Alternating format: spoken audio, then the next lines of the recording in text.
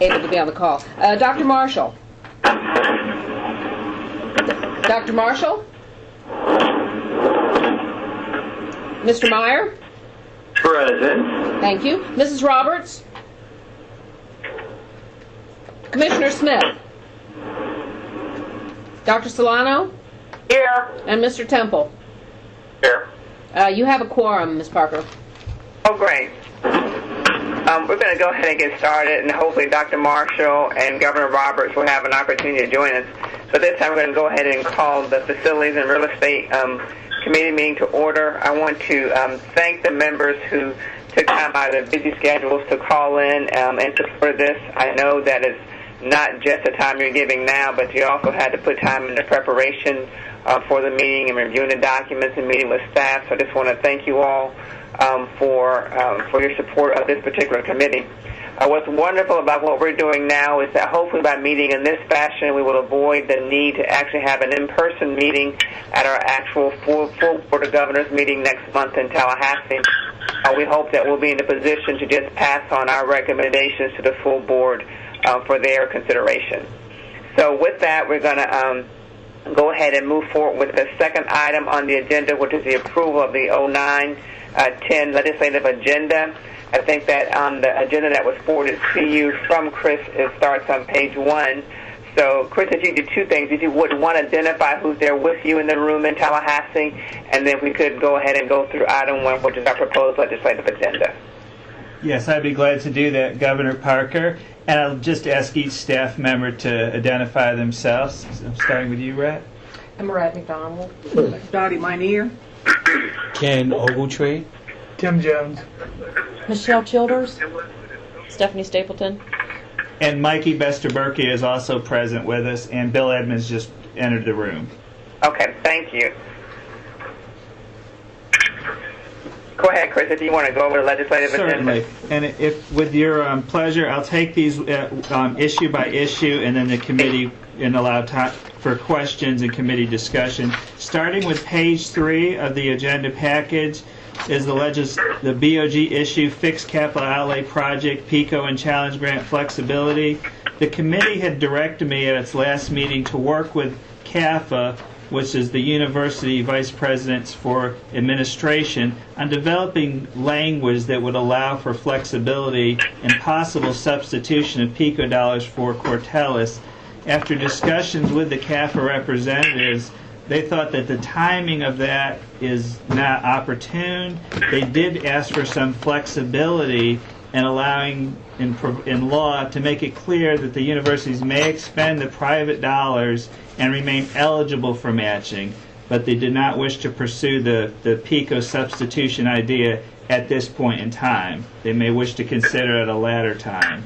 And that's Madam Chair, I think I was the driver behind that initiative, and I've also spoken with several of the members of CAFA, and I understand their concerns, and I fully support not advancing what I was trying to advance last month, but I do, and I also support the concept of it that they're advancing, which is let us use the private dollars we're holding without foreclosing Cortellis. So I'm happy to back off of the issue I was running with last month.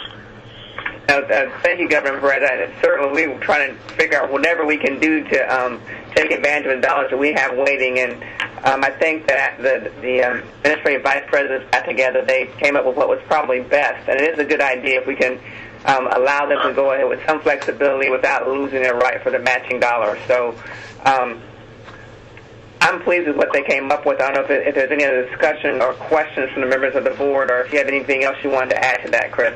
No, ma'am. Okay, go ahead, Chris, with the second item then. Okay. The second item was discussed at the last meeting as well, increasing the minor projects threshold from $1 million to $2 million. This is the item that had been identified in the original facilities initiative from 2006, and I believe the presidents have indicated that this is their number one facilities legislative item. Okay. Any questions from members of the committee on this item? Go ahead, Chris. Okay. The next item is on page 7. This is in regards to the capital improvement and building fee. The current fee has been established as a combined $4.76 cent credit hour fee. The fee has not been changed since 1988. This would provide that each Board of Trustees may establish a greater capital improvement fee. However, and I won't get into the technicalities of the legislation, but it may not exceed 10% of tuition for resident students or 10% of the sum of tuition out-of-state fees for non-residents, and the fee would be limited to an increase of no more than $2 per credit hour.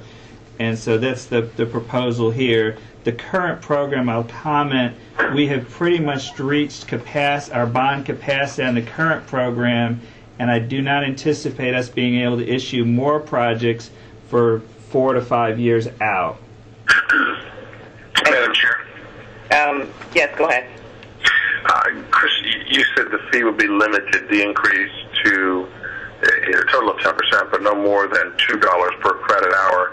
Is that per raise, per year, per semester, or flat? Wherever you are now, it can be no more than $2 per credit hour from now until eternity. No, what would happen, sir, is it's currently at $4.76, so the maximum it could be raised for the next year would be $7.76, then $8.76. At some point, once it approaches 10% of tuition, the 10% of tuition would cap it at whatever tuition would happen to be at. Tuition, Okay, yes. But you said originally, at one point you said the fee could be raised no more than $2 per credit hour, or did I mishear that? No, that's correct. It can be raised no more than $2 per credit hour per year. Okay, you didn't say the per year part. That's what I wanted to be clear. Right, until it There is reaches... a per year number there. Right, until it reaches 10% of tuition, then it would certainly be less than $2 based on where tuition currently is set. Gotcha. Okay, it was just the per year that you left out of the narrative. Excuse me. And just for clarification, these are dollars are just for student facilities?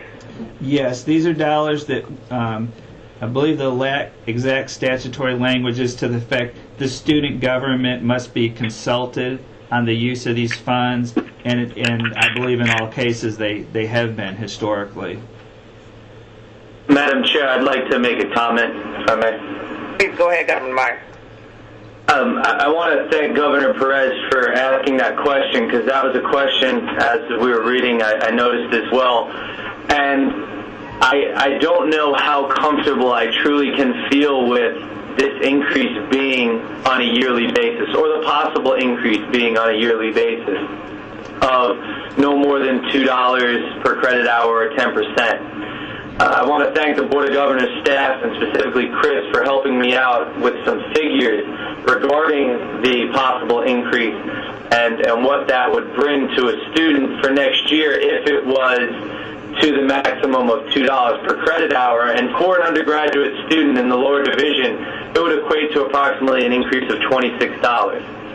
Now, although $26 does not seem like a substantial amount for a student, when you factor in the increase of differential tuition, possible legislation that may be going on this year with a tuition increase or expanding differential tuition, with FSA looking into a possible tuition compact with the legislature and the Board of Governors, with the tech fee imposed on students for the fall of '09, and the local universities' increase of fees, as in the health, the A&S, and the athletics, etc. I don't see how I can be very supportive of an increase of $2 or 10% each year continuously. I just wanted to share that with everyone in the committee, that $2 or 10% each year is a very difficult statement or legislation to be put on students. Now, I would be in favor if we decided to look at increasing it at a one time, considering that there needs to be an increase. So I would be in favor in looking at a one-time increase for the CITF fees at this point in time. Let me ask, Madam Chair, if I may. AG keeps saying $2 or 10%. It's $2 up to a maximum of the fee being 10% of tuition. Is that correct, Chris? That's correct, and we're short of the 10%. I don't have that percentage at hand, but I think it's in the neighborhood of 6%. Okay, but it's not $2 or 10% each year. It's just $2 up to a maximum of 10% of tuition, right? Correct. Okay. Second question: what was the procedure? What is the mechanism? I apologize, but I should know this. What is the mechanism to raise the CITF? That's in. So the spending was in consultation with student government. Who makes the ultimate CITF increase determination? Is that just the Board of Trustees on our proposals, or do we take into consideration the student governments to the campuses in that conversation? If I may, Governor Perez, the legislation in the package says it would be set by the boards of trustees. Okay. So, ideally, it would be that the students would certainly have a voice with their member of the boards of trustees, because these student body presidents that board. And if it turns out that it's going to be too much of a, or at least in that particular board member's mind, if it's going to be too much of a burden on the students, then they would have an opportunity to lodge a protest at that particular time, right? I mean, because this is just giving an option to the board of trustees to do this. It's not mandatory. That's correct. No, it certainly sounds like that, Madam Chairman. I just wanted to make sure that student consultation was involved there, and certainly by having a student on the member of the Board of Trustees, I think our student body presidents can state their cases eminently well across the system. So I guess I'm not altogether uncomfortable with it. I do certainly understand Governor Meyer's concern that $2 a year after that, getting up to 10% is going to get burdensome. But I would trust that in the process, the students would be well listened to by their boards of trustees. It is John Temple. If you take our tuition, you take all our fees, you add them all together, we're still way in the bottom, the lowest in the country. So I'm not concerned about giving local boards of trustees the ability to raise money from students to help pay for their education, because we're still way down the list. We're probably the cheapest in the country. So that's the way I'm looking at it. So I don't have any problem with this proposal. But might I ask, this is Judy Spano. This is student-funded. That's not right? Could you hear her, Chris? I know we were getting some back. I'm getting an feedback. I'm sorry, could the question be repeated? They were just for student-funded projects. Yes, these are strictly for student-funded projects.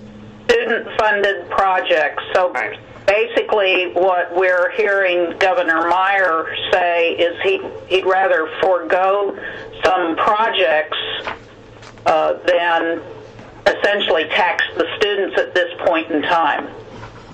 Is that right?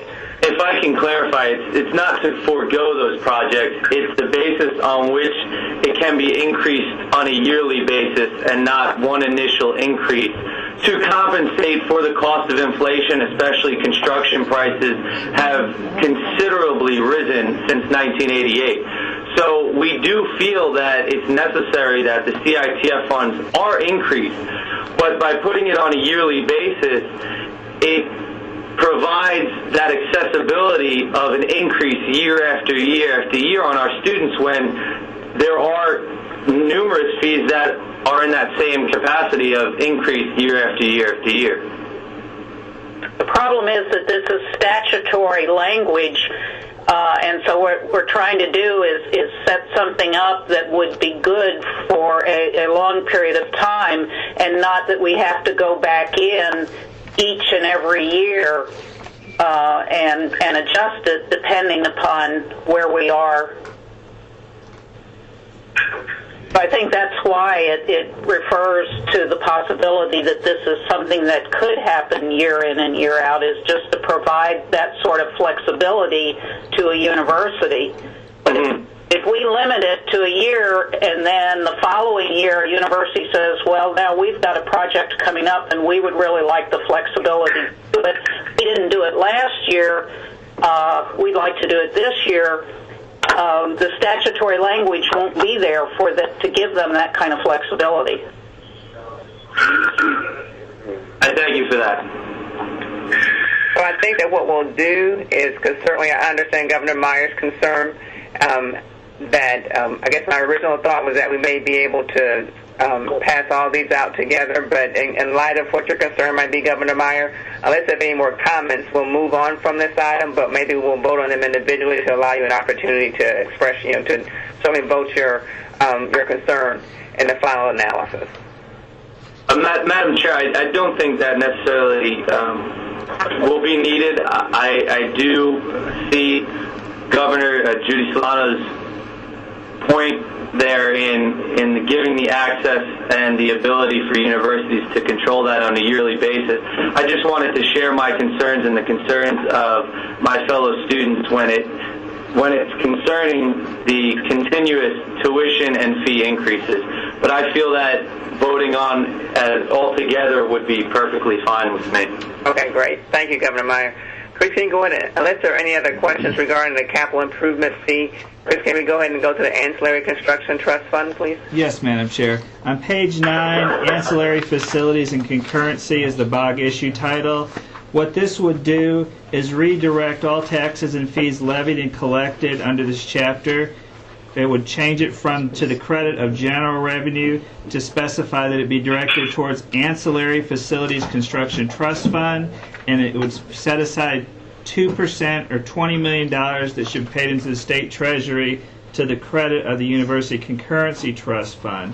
And what this item is designed to do is indicate that we have that continuing need for concurrency funding, since the revenue source for that has been discontinued this year, as well as for projects such as Cortellis matching. Without funds designated, such as PICO, in years such as now when it's very difficult, the funding is not there for some of the ancillary facilities construction.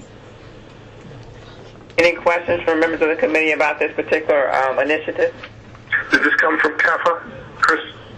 No, this was a staff-generated issue. And we're redirecting where the funds go. Where are we pulling it from? It's currently in statute set to go to general revenue. There are no funds coming in under this 198.34 Florida statute because this is a redirect of the federal estate tax, but that's set to sunset in federal law in 2011. So we're looking prospectively at a future revenue source for future facilities needs. The idea is that there's going to be some money out there that has not been designated for them, right. And we're getting first. We're getting in line first. Sure. To try to get. I don't know how we feel about that, but that's pretty much what we're doing. That we're trying to stand in line first and say it should come to us because we have the greatest need. I'm sure others feel the same, but we might as well get in line. I mean, so it's up to the committee. I mean, it's certainly, the staff is being creative and trying to find other sources of revenue. I don't know if there's a downside to it. Any other thoughts from the committee? We're just going to go ahead and go to the next item, please. Okay, the next item is on page 11. We've not yet developed statutory language. This is the issues entitled "A Change in Fixed Cap Outlay Release Schedule." After funding is appropriated, it's laid out in statute that the funds must be released by the Executive Office of the Governor, and the task force as well as the PICO Acceleration Project has identified releases, providing it does create a minor delay in projects, say between 6 to 8 weeks at the beginning of the year, and we'd like authorization to work with the Governor's Office on language that could perhaps help accelerate this release of funds to the universities. Any questions from members of the committee? I'll move all of these. I'll second John's motion. We have a first and a second. Any other discussion from the members of the committee? All in favor signify by saying aye. Aye. Great. I just want to note for the record that we are going to table the item that was the last item that's listed, at least on the back of page 2, as a part of your agenda. And so what's going to happen next, just as a point of reference for the committee, is that on tomorrow we're going to have a legislative committee meeting. Fortunately, our Vice Chair, Governor Perez, is going to be able to stand in for our committee because I have a conflict, and we'll present these items to the legislative committee so they'll be aware of them. And I guess from there, the legislative committee will then advance all the items to the full board next month. Is that the plan, Chris? That's correct, Madam Chair. Okay. Our next item is item number 3 on the agenda, which is approve amendment to BOG Regulation 14.0055. Chris, you want to go to that item for us, please? I'd be glad to do that. This is the regulation regarding certification and competitive selection for construction management services and design build. This will be for final approval. It was noticed at our September meeting. I will point out there's been very little changes. We've had just public comments, I believe, from the University of Central Florida, who had primarily some grammatical and technical corrections. And then we had a comment from Governor Meyer at the meeting wanting to encourage student participation. And if that has been incorporated, if members look at it's item 4A, page 15, item C, it says, it currently reads, one or more additional members based on the special needs of the project if required, and we have added the university may add one student as a non-voting member of the selection committee. And those are the changes that made since it was last presented to your committee, Madam Chair. Madam Chair, I'll move it. Second. Any discussion? All in favor signify by saying aye. Aye.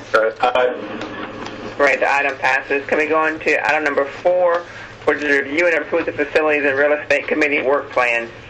I don't know how much detail we need to go into this. I'm hoping that you all had an opportunity to look at the items that we have identified as the issues that we're going to make sure that we tackle in our upcoming year. What our plan kind of provides is who will be the lead person on the issue as well as the actual dates. So I don't think it's something that we need to necessarily vote upon. I do think it's something that we kind of want to look at and just make sure that we think we've included the items that we feel are reasonable as well as necessary for our committee to look into for the upcoming year. I think the primary thing is that we want to try to get as much money as we can, as quickly as we can, to the hands of the university so they can upkeep and advance the institutions.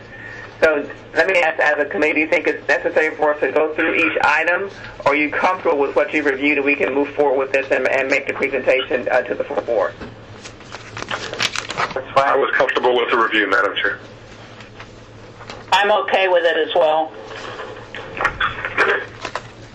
John, you okay? Yes. I'm okay also. Great. Thank you, guys. I think that we have put in some really good items for us to look into, and I want to thank each of you for your agreeing to be the lead on these items so we can move them forward in our next throughout the year. And then our last item, Chris, is the request for concurrency for master planning updates. Can you go through that, Chris, please? Yes, I'll go through this very quickly. Once every 5 years, the universities must update their facility master plans. This funding is provided within the concurrency trust fund, and an amount is provided to each university to offset the cost of doing the master plan. They have to usually hire some consultants and get some outside expertise to assist them in developing quality master plans. The amounts identified for each school are identified on page 31. We have agreement from all the universities that these allocations are fair and will allow them sufficient funding to perform quality master planning. And so the action item before the board is approve these allocations and authorize the chancellor to release funds in the amount of $5,100,000 to each of these universities to update their master plans to meet the 2010 statutory requirements. Hey, this is John. What happens? You give the University of South Florida $600,000, lease up to $600,000, and they only have $600,000 update. Is there a way to be be accountable so that we can get this money back if it's not used? Well, I'm certain there is, Mr. Temple. In the past, the universities have had to stretch these dollars as far as possible to actually meet their master planning funds, and usually not only spend these dollars, but some additional university resources to be able to finish the master plans. So we haven't had to confront that issue in the past. I guess, is it, Chris, as a follow-up to Governor Temple's question, is it that we actually are given a copy of the final cost of the master plan? Like, I guess, how is it that you're aware of that last statement? Well, I'm more aware of it anecdotally from meetings with the facilities planners and, I guess, comments they've made about the cost and, that type of thing. We are not given detailed records of the accounting. We could certainly ask for that. And we do receive copies of the campus master plans and campus development agreements. But why not ask for a report? Yeah, I'm with John. Why would we not ask for full accounting of those funds? We can certainly do so. What did you say, Tico? I said I'm with you, John. Why would we not ask for full accounting of those funds? I thought you said, why are we asking for it? I'm sorry. No, why would we not? It sounds more like we haven't, just because we haven't. Sounds like we, Well, I think we should. Yeah, it's something that we need to institute so we can at least make universities accountable for the dollars. That's certainly a very reasonable and good suggestion. So then, I guess what we want to do, based upon the recommendation from Governor Temple, is that I don't hear that we have a problem with the allocation, but we do want some type of accountability or report from the universities regarding the use of the dollars. So can you, I guess I would consider a motion, or the floor is open to a motion. I guess I'd like to ask if we would consider adding in the recommendation from Governor Temple as well. Okay. So moved. I'll move that. I think I have a second from Governor Solano. Is there any discussion on this particular item? If not, all in favor signify by saying aye. Aye. That is all that we have on our agenda. Are there any other items that the members of the committee would like for us to consider at this time? Anything from staff? No, Madam Chair. Of course, we want to thank your staff for working with us on this particular agenda. I also want to thank the members of the committee for calling in. I like it when we're in a position to do business this way because so often we're set at 8 o'clock in the morning and it's difficult for all our committee members to get there. So, Chris, anytime we can handle our business via conference call, we want to make sure that you bring it to my attention that may be a way for us to deal with our committee issues if it's not necessary for us to have an item to meet face-to-face on. I totally agree with that. I think we all concur with Governor Parker. We really concur with that. So if there's something else, then I'll say the meeting is adjourned. All right. Thank you. And thank you, everybody. Thank you.